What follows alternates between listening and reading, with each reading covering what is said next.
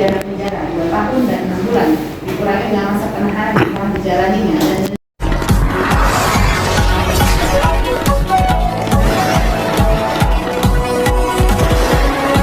Sidang perkara pidana atas nama terdakwa Roni Paslani kembali digelar di Pengadilan Negeri Lubuk Pakam, Kabupaten Deli Serdang, Senin, tanggal 15 Juni tahun 2026, dengan agenda pembacaan tuntutan oleh Jaksa Penuntut Umum, JPU.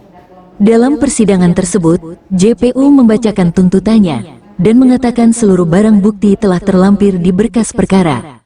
Menuntut Roni Paslani dengan pidana penjara selama 2 tahun 6 bulan, atas dakwaan yang diajukan dalam perkara yang sedang diperiksa oleh majelis hakim. Menanggapi tuntutan tersebut, tim penasihat hukum Roni Paslani menyatakan menghormati proses hukum yang sedang berjalan. Namun, pihaknya menilai tuntutan yang dibacakan JPU belum sepenuhnya mencerminkan fakta-fakta yang terungkap selama persidangan. Menurut tim penasihat hukum, terdapat sejumlah keterangan saksi, alat bukti, dan fakta persidangan yang dinilai justru memperkuat posisi terdakwa. Seluruh hal tersebut, kata mereka, akan diuraikan secara rinci dalam nota pembelaan, pledoi, yang akan disampaikan pada sidang berikutnya. Kami menilai tuntutan jaksa penuntut umum masih menyisakan berbagai persoalan hukum yang perlu diuji secara objektif.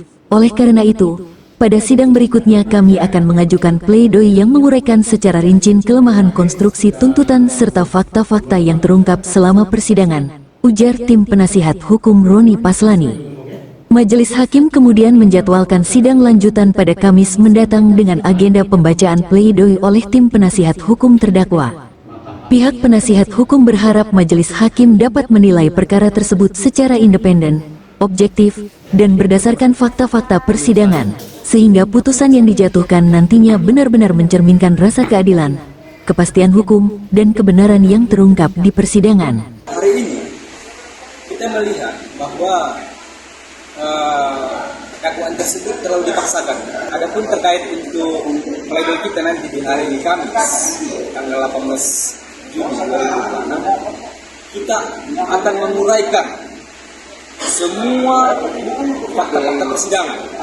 Di mana hari ini di dalam fakta persidangan klien kita itu sedikit pun kita duga tidak ada melakukan kesalahan, dan klien kita itu adalah korban.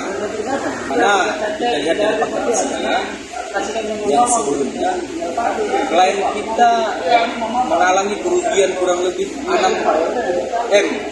Sementara itu, usai persidangan, Roni Paslani mengaku kecewa terhadap tuntutan yang diajukan JPU.